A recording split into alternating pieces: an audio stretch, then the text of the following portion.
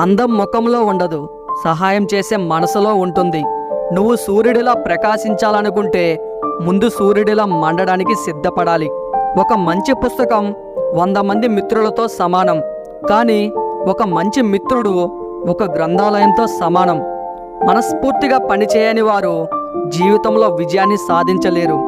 కష్టాలు నిన్ను నాశనం చేసేందుకు రాలేదు, నీ శక్తి సామర్థ్యాలను బయటకు తీసి నిన్ను నీవు నిరూపించుకునేందుకు వచ్చాయి.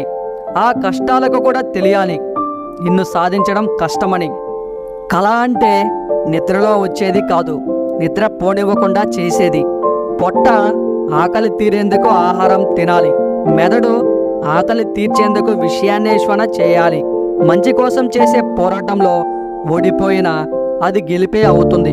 ప్రతి టీచరు ఒకప్పుడు విద్యార్థి, ప్రతి విజేత ఒకప్పుడు ఓడినవాడే, ప్రతి నిపుణుడు ఒకప్పుడు ప్రారంభికుడే.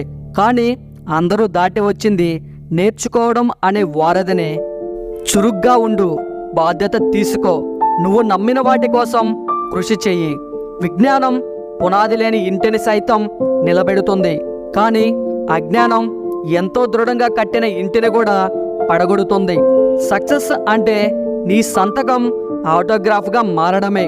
ఒక్కొక్కసారి క్లాసులకు బంక్ కొట్టి స్నేహితులతో ఆనందంగా గడపండి, ఎందుకంటే జీవితంలో వెనక్కి తిరిగి చూసుకున్నప్పుడు ఆ జ్ఞాపకాలే మనకి ఆనందాన్ని కలిగిస్తాయి తప్ప మార్కులు కాదు.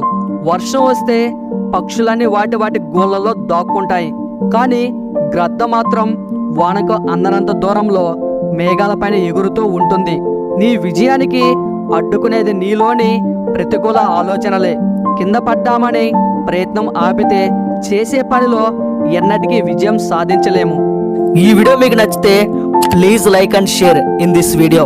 అలాగే మీకు ఇందులో ఏ పాయింట్ నచ్చిందో తప్పకుండా కామెంట్ చేయండి. ఇలాంటి వీడియోస్ కోసం ఈ ఛానల్కి సబ్స్క్రైబ్ అవ్వండి. Thank you.